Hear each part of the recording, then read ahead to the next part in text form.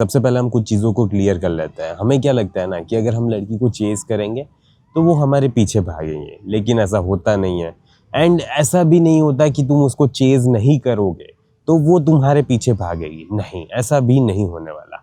तो real question ये नहीं है कि हमें उसे चेज़ करना चाहिए या नहीं करना चाहिए। रियल क्वेश्चन ये आता है कि हम ऐसा क्या करें कि ये पूरी गेम शिफ्ट हो जाए एंड वो फिर रियली में हमें चाहे, हमारे पीछे भागे, हमारी लाइफ में आने की कोशिश करे। ये सारी चीज़ें कैसे करनी है, ये क्वेश्चन मेन एंड इम्पॉर्टेंट चीज़ है। एंड इसीलिए आज हम इसी के बारे में, साइकोलॉजी के बारे में डिस्कस करेंगे कि आखिरकार ये सारी चीज़ें करनी कैसे है। ठीक है, तो चलो वीडियो को स्टार्ट करते हैं। सबसे पहले तो रियलिटी चेक की बात कर लेते हैं। अब हमने क्या है ना, बचपन से सुना है कि लड़की के पीछे नहीं भागना एंड इसीलिए हम नहीं भागते, लेकिन वर्क तो कर नहीं रहा यार। अगर हम लड़की के पीछे नहीं भाग रहे तो भी वो हमारे पीछे तो नहीं भाग रही, एंड जैसे ही हम इनिशिएट करते हैं, हम इंटरेस्ट शो करते हैं, वैसे ही वो हमसे दूर भागना स्टार्ट कर देती है। तो आखिरकार ऐसा हो क्यों रहा है? इसके लिए हमें समझना पड़ेगा कि दो तरह के परस्यूट होते हैं। एक तो हो गया लॉजिकल परस्यूट एंड एक हो गया इमोशनल परस्यूट। एंड इन दोनों के ऊपर ही तुम्हें काम करना है, तभी जाके सिचुएशन वैसे वर्कआउट होगी जैसे तुम्हें करनी है। लॉजिकल परस्यूट, आखिरकार ये फेल क्यों हो जाता है? अब लॉजिकली तुम्हारे पीछे लड़की क्यों भागेगी पता है? क्योंकि तुम्हारे पास में भी बहुत ज़्यादा पैसे होंगे, तुम्हारा लाइफस्टाइल बहुत ज़्यादा अच्छा होगा, लग्जरियस गाड़ी है तुम्हारे पास, अच्छा बंगलो है।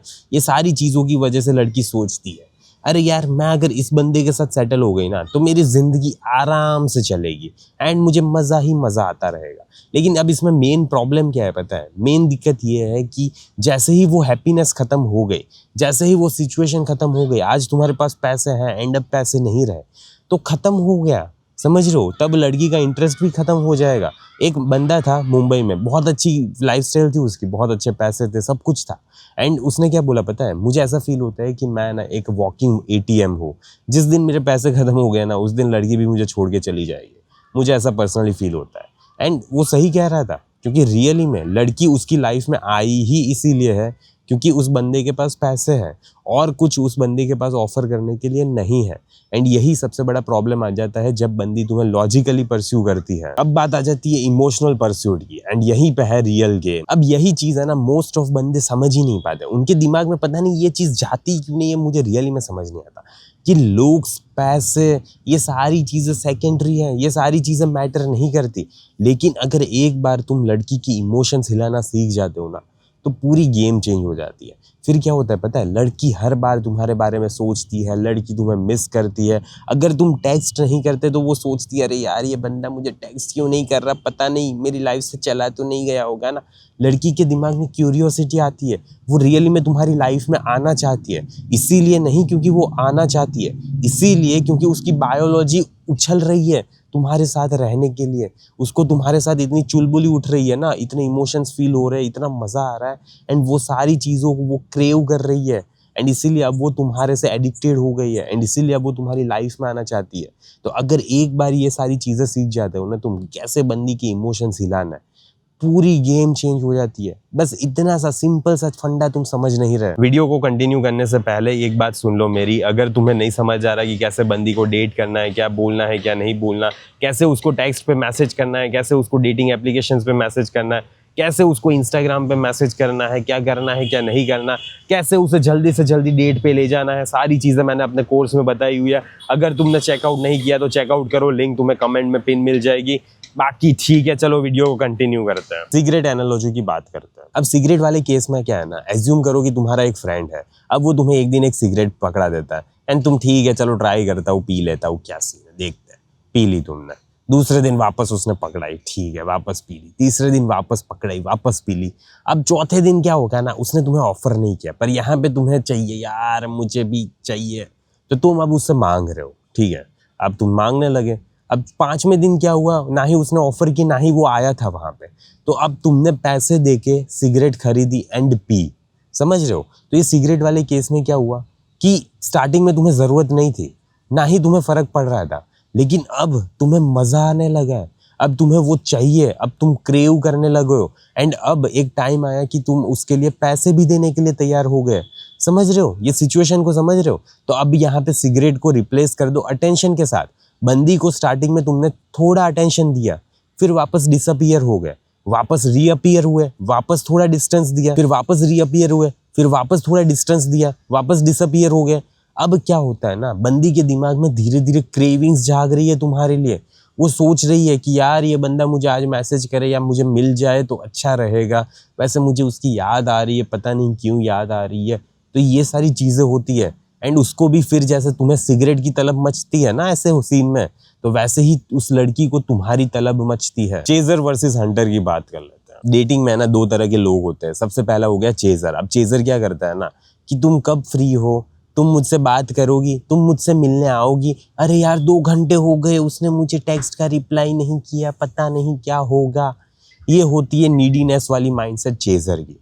अब हंटर वाली माइंडसेट की बात करते हैं। अब हंटर ऐसा बंदा होता है जो लीड करना जानता है, जिसके पास डायरेक्शन है, जो लड़की को लीड कर पाता है। वो लड़की को पूछता नहीं है, लड़की को बताता है कि हम इस दिन को डेट पे जा रहे हैं, तुम्हें कोई इशू ना हो तो चलते हैं, ठीक है। वो ऐसे डायरेक्शन दिखाता है लड़की को। उसको फर्क नहीं पड़ता कि बंदी ने 2 दिन से 3 दिन से खाना खाया नहीं खाया, उसको मैसेज किया नहीं किया, उसको कोई फर्क नहीं पड़ता। वो अपनी जिंदगी में मस्त जीता है। तो ये हो गया हंटर। अब होता क्या है ना, चेजर क्या पूछेगा, यार प्लीज तुम मेरे साथ 8 बजे चलोगी बाहर मिलने, मुझे आओगी। अब चेजर ऐसा पूछेगा, लेकिन हंटर क्या बोलेगा पता है? हंटर ऐसा बोलेगा, देखो मैं फ्राइडे एंड सैटरडे फ्री हूँ, तो तुम अगर अवेलेबल हो तो हम 8 बजे इस कैफे में चलते हैं, ठीक है। ऐसा बोलता है हंटर। अब दोनों में तुम्हें फर्क पता चल रहा है? दोनों में फर्क है माइंडसेट का। एंड यही चीज तुम्हें सीखनी है।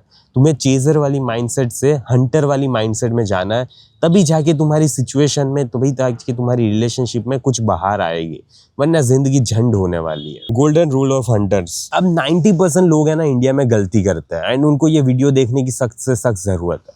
उनको लगता है कि अगर ये मैं बंदी को रोज टेक्स्ट नहीं करूंगा, अगर मैं बंदी को रोज मैसेज नहीं करूंगा, रोज कॉल नहीं करूंगा, तो ये बंदी मेरी लाइफ में से चली जाएगी। एंड इसीलिए वो उसको रोज कॉल करने की चुल मचती है, रोज कॉल करते हैं, रोज बात करने की कोशिश करता है।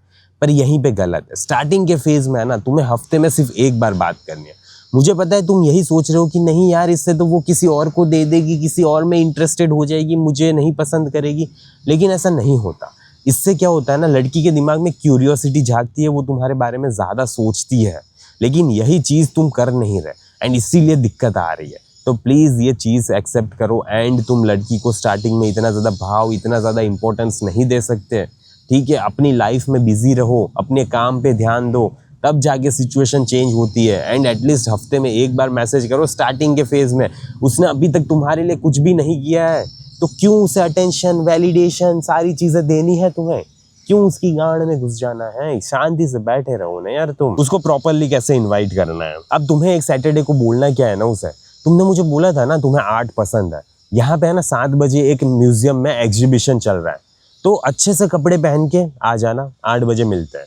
अब यहाँ पे क्या हुआ, तुमने ना ही कोई रिक्वेस्ट की है, तुमने एक प्रॉपर मैस्कुलिन फ्रेम शो किया है, तुमने शो किया है कि एक डायरेक्शन, एंड इस डायरेक्शन में बंदी आएगी। पूछना नहीं होता, बंदी को बताना होता है। जब तुम ये चेंज करोगे अपने सेंटेंसेस में, अपने वाक्य में, तब जाके परिवर्तन आएगा तुम्हारे जीवन में। उसका पहला टेस्ट है तुम पास कैसे करोगे। अब इसमें क्या होगा ना, वो तुम्हें बोल सकती है, अरे यार मैं तो बिजी हूँ, मेरे अलग कुछ प्लान्स थे, एंड मैं कहीं जा रही थी।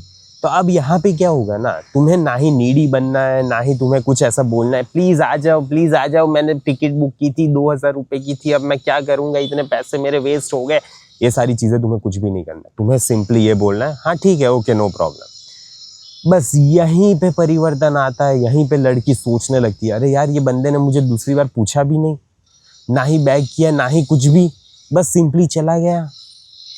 क्या मेरा कुछ इंपॉर्टेंस है ही नहीं क्या? ये सारी चीज़ें होती है। एंड इतनी ज़्यादा सर्टेनिटी तुम्हें अपने आप में शो करनी है कि तुम्हें फ़र्क नहीं पड़ता अगर वो बंदी मना कर देती है तो, एंड तब जाके सिचुएशन में चेंज आएगा। तो ये चीज़ इंपॉर्टेंट है, एंड ये चीज़ करना। अब डेट की बात कर लेते हैं, इमोशनल केमिस्ट्री कैसे क्रिएट करनी है। अब मोस्ट ऑफ बंदे है ना इंटरव्यू में जा रहे हैं, वैसे डेट पे बात कर दे। तुम कहाँ रहती हो, तुम क्या करोगी जॉब में, तुम कौन सी जॉब करती हो, तुम्हारा बॉयफ्रेंड कैसा था। यहाँ पे इंटरव्यू नहीं चल रहा बच्चे, वहाँ पे लड़की वर्ड्स याद नहीं रखती। तुम्हें ये समझना पड़ेगा, अगर तुम ऐसे सेंटेंसेस नहीं पूछ रहे, ऐसे क्वेश्चंस नहीं पूछ रहे कि बंदी के इमोशंस एंगेज हो, तब कुछ फायदा नहीं है। वो सारी चीज़ें भूल जाएगी, एंड तुम्हें भी भूल जाएगी। तो तुम्हें पूछना क्या है आखिरकार, तुम्हें ऐसे कुछ क्वेश्चंस पूछने हैं कि तुमने लास्ट टाइम ऐसा कब फील किया था कि तुम जिंदा हो, तुम अलाइव हो, तुम्हें बहुत ज़्यादा मज़ा आ रहा है, ऐसा ऐसा कुछ क्वेश्चन। या तो फिर तुम ऐसा कुछ क्वेश्चन पूछ सकते हो कि तुम ऐसा कौन सा मोमेंट है तुम्हारे जीवन में कि तुम उसे वापस रिलीव करना चाहती हो। अब समझ रहे हो, अब इस क्वेश्चन में क्या है ना, लड़की को सोचना पड़ रहा है, लड़की को अपने दिमाग पे जोर लगाना पड़ रहा है एंड वो सोचेगी, वो रिकॉग्नाइज करेगी, वो रिमेंबर करेगी क्या हुआ था, कौन सा मोमेंट है, क्यों था ऐसा।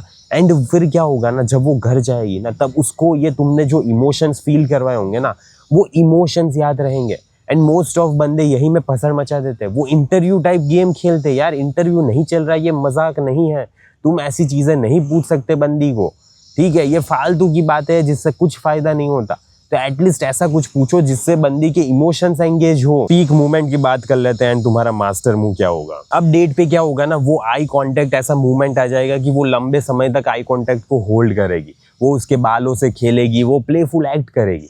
तभी तुम्हें सिग्नल को समझ जाना है ये ग्रीन फ्लैग है एंड बंदी को ज़्यादा ही मज़ा आ रहा है। तुम्हें बस वहाँ से ऐसे ही कुछ एक्ट करना है कि हाँ ठीक है अब डेट खत्म हो गई, तुम खड़े हुए उसको नॉर्मली किस किया चीक पे, या तो फिर जैसा माहौल है उस हिसाब से तुम कहीं पे भी किस कर सकते हो, तुम्हारी मर्जी। एंड उस मूवमेंट को रीड करना तुम्हें आना चाहिए, फिर तुम डिसाइड करना है कि कैसे क्या करना है एंड फिर जाके उसको खत्म कर देना, टाटा बाय बाय सी या। क्योंकि क्या हुआ ना, तुम उस मूवमेंट में ही सारी चीज़ें छोड़ दोगे एंड डेट को ख़त्म कर दोगे जब एनर्जी हाईएस्ट पीक पे है। क्योंकि इससे क्या होता है ना, बंदी सोचती है अरे यार सब कुछ सही चल रहा था, हम दोनों के बीच में इतना मज़ा आ रहा था, तो ये बंदा अचानक उठ के क्यों भाग गया, ठीक है। फिर बंदी ज़्यादा सोचती है एंड यही करना है हमें, बंदी को ज़्यादा सोचने पे मजबूर करना है, तब जाके वो तुम्हें मिस करेगी। फिर आएगा मूवमेंट कि वो तुम्हें चेस करना स्टार्ट करेगी। फिर क्या होगा ना, दूसरे दिन वो तुम्हें टेक्स्ट करेगी, तुमसे बात करने की कोशिश करेगी, तुम्हें गुड मॉर्निंग बोलेगी, उसके दिन के बारे में तुम्हें बताएगी। एंड यहीं पे वो टाइम है जब तुम भसड़ मचाना स्टार्ट कर देते हो, इतनी ज़्यादा प्रॉब्लम्स क्रिएट करते हो कि लड़की सोचती है अरे यार ये बंदा कैसा चूतिया है यार, मैंने इसको मैसेज ही क्यों किया। तब जाके वो अपने डिसीजन को अफसोस करती है, यार मुझे ऐसा नहीं करना चाहिए था। क्योंकि मेन प्रॉब्लम क्या हुआ ना, तुमने गलती क्या की पता है, वहाँ पे इतना ज़्यादा अवेलेबल नहीं बन जाना है, उसके लिए सारी चीज़ें नहीं करने लगना है। वहाँ पे तुम्हें, मैं ये नहीं बोल रहा कि तुम ऐसे कोल्ड बिहेव करने लगो या तो फिर उसको अटेंशन ही मत दो, कंप्लीटली इग्नोर करो, नहीं। अनप्रिडिक्टेबल बनना है तुम्हें, कभी अटेंशन दे रहे हो, कभी थोड़ा टाइम लगा रहे हो, कभी जल्दी बात कर रहे हो, कभी अच्छे से बात कर रहे हो, कभी थोड़ा डिस्टेंस एक्ट कर रहे हो, ये सारी चीज़ें करनी है तुम्हें, तब जाके वो क्यूरियोसिटी एंगेज रहेगी। देखो मुझे समझ आ रहा है कि तुम्हें ये मे बी इतना ज़्यादा अच्छा ना लगे सुनने में, पर क्या करे यार, यही रियलिटी है, ठीक है। अगर बंदी ऐसे नहीं पढ़ती तो मुझे ये सारी चीज़ें बोलने की ज़रूरत नहीं पड़ती, पर बंदी ऐसे ही पढ़ती है, तो अब यही कड़वी रियलिटी है। एंड लड़कियों को ही चाहिए कि ये गेम्स खेलें, तो तुम्हारे ऊपर है, अगर तुम्हें ये गेम्स खेलनी है तो गेम के प्लेयर बन जाओ, अगर नहीं बन पा रहे तो फिर यही दिक्कत आएगी कि तुम्हारी लाइफ में एक अच्छी लड़की नहीं आएगी, बस। और ज़्यादा से ज़्यादा कुछ नहीं होने वाला। हाँ, हाई वैल्यू लड़की होती है जो ये सारी गेम्स के ऊपर होती है, ठीक है। तो अगर तुम्हारी लाइफ में ऐसी कोई बंदी है तब तो कोई दिक्कत की बात ही नहीं है, लेकिन अगर नहीं है तो दिक्कत की बात है। एंड जिससे तुम अट्रैक्ट करना चाहते हो वो मे बी इतनी ज़्यादा मैच्योर ना हो एंड वो इसे सारी गेम्स के थ्रू ही अट्रैक्ट हो रही हो, क्योंकि यही रियलिटी है, क्या ही कर सकते हैं। अट्रैक्शन को स्ट्रॉन्ग कैसे रखना है आखिरकार। अब यहाँ पे क्या सीन होगा ना, जिस मोमेंट पे वो तुम्हारी लाइफ में आ जाएगी, तुम रिलेशनशिप में कमिटेड में चले जाओगे। प्रॉब्लम यहीं पे क्या करते हैं ना लोग, उसको पूरी ज़िंदगी बना लेते हैं, उसको ही अपना पर्पस, उसको ही अपनी डायरेक्शन, उससे ही सारी चीज़ें पूछने लगते हैं। उनको समझ ही नहीं आता कि मुझे क्या करना चाहिए, क्या नहीं करना चाहिए, एंड वो अपने डिसीजंस खुद नहीं ले पाते। तब आती है दिक्कत, तब आती है प्रॉब्लम स्टार्ट, तब रिलेशनशिप में वो अट्रैक्शन रहता नहीं है, वो स्पार्क रहता नहीं है, कहीं से न कहीं वो मज़ा नहीं रहता। क्यों? क्योंकि बंदी है ना, ऐसा बंदा नहीं चाहती जिसे वो इजीली कंट्रोल कर सके। वो तुम्हें कंट्रोल करने की कोशिश करेगी, लेकिन अगर तुम कंट्रोल हो गए तो दिक्कत है, अगर तुम कंट्रोल नहीं हुए तो परफेक्ट। रिलेशनशिप वैसे ही अच्छे से मूव होती रहेगी, वो स्पार्क रहेगा, वो अट्रैक्शन रहेगा, वो केमिस्ट्री रहेगी, सारी चीज़ों में मज़ा आएगा तुम्हें। पर अगर तुम अपनी फ्रेम को टाइट नहीं रखोगे एंड झुक जाओगे बार बार, तब लड़की को कहीं ना कहीं है ना इंटरेस्ट तुमसे लूज़ करती रहेगी एंड होता रहेगा ब्रो। तो बेटर है अपनी फ्रेम को टाइट रखना, अपने मिशन पे हुक्ड रहना, एंड वो प्रायोरिटी नहीं है, तुम्हारा पर्पस मिशन ही है तुम्हारा, ठीक है।